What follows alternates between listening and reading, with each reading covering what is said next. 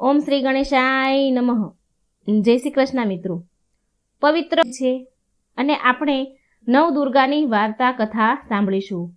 આજે નોરતું છે ચોથા નોરતામાં દેવી કુષ્માંડા માતાની આપણે કથા વાર્તા સાંભળીશું. મા દુર્ગાની ચોથી શક્તિની પવિત્ર કથા, માતા કુષ્માંડાની કથા. નવરાત્રિના ચોથા નોરતે દુર્ગા માતાના ચતુર્થ સ્વરૂપ કુષ્માંડા દેવીની પૂજા કરવામાં આવે છે.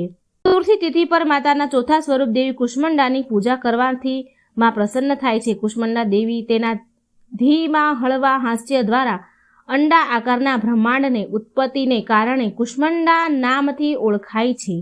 જ્યારે કોઈ સૃષ્ટિ નહોતી, ચારેય બાજુ અંધકાર હતો, ત્યારે આ દેવીએ પોતાના ઈશ્વર ભરી હળવા હાસ્યથી બ્રહ્માંડનું સર્જન કર્યું હતું.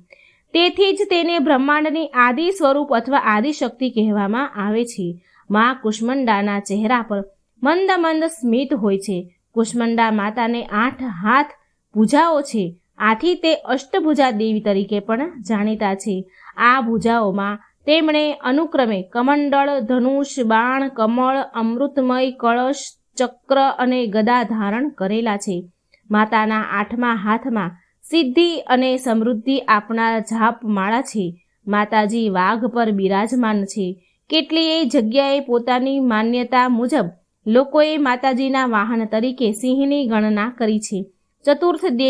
ચતુર્થ દિને તેમનું પૂજન અર્ચન અને સાધના કરવામાં આવે છે. જ્યારે સૃષ્ટિનું અસ્તિત્વ જ ન હતું, ત્યારે આ જ દેવીઓ બ્રહ્માંડની રચના કરી હતી હોવાનું માનવામાં આવે છે. આ દેવીએ જ બ્રહ્માંડની રચના કરી હતી. આ જ કારણોસર કુષ્માંડા માતાને સૃષ્ટિ આદિ સ્વરૂપા અને આદિશક્તિ તરીકે ઓળખવામાં આવે છે. મા દુર્ગાએ અસુરોના સંહાર માટે પણ કુષ્માંડા દેવીનું રૂપ ધારણ કર્યું હતું. માતા કુષ્માંડા વિશે વિશિષ્ટ બાબત એ છે કે એ સૂર્યલોકમાં વાસ કરે છે. આ પ્રકારની ક્ષમતા બીજા કોઈ દેવીઓમાં નથી. આ કારણોસર મા કુષ્માંડાને તેજની દેવી તરીકે પણ ઓળખવામાં આવે છે. સંસારના સહુ જીવમાં રહેલું તેજનું તત્વ મા કુષ્માંડાને આભારી છે. મા કુષ્માંડાની પૂજા કેવી રીતે કરવી જોઈએ? તો મિત્રો ધ્યાનથી સાંભળજો. જે વ્યક્તિઓની કુંડલી જાગૃત કરવી હોય, જે જાગૃત કરવા માંગે છે, એમણે મનમાં અનાહતની સ્થાપના કરવા માટે નવરાત્રિના ચોથા દિવસે મા કુષ્માંડાની વિધિવત પૂજા કરવી જોઈએ. જે રીતે મા બ્રહ્મચારિણી અને મા ચંદ્રઘંટાની પૂજા કરવામાં આવે છે, એ જ પ્રમાણે મા કુષ્માંડાની પૂજા પણ કરાય છે. સવારે વહેલા ઉઠીને કળશની પૂજા કરવામાં આવે છે. ત્યારે બાદ કુષ્માંડા માતાની પૂજા કરાય છે. હાથમાં ફૂલ લઈને દેવીને પ્રણામ કરવામાં આવે છે. સાથે જ ઉપર આપેલા શ્લોકનું પઠન કરવું. ત્યારબાદ સપ્તશતી મંત્ર અને ઉપાસના મંત્રનો પાઠ કરવો.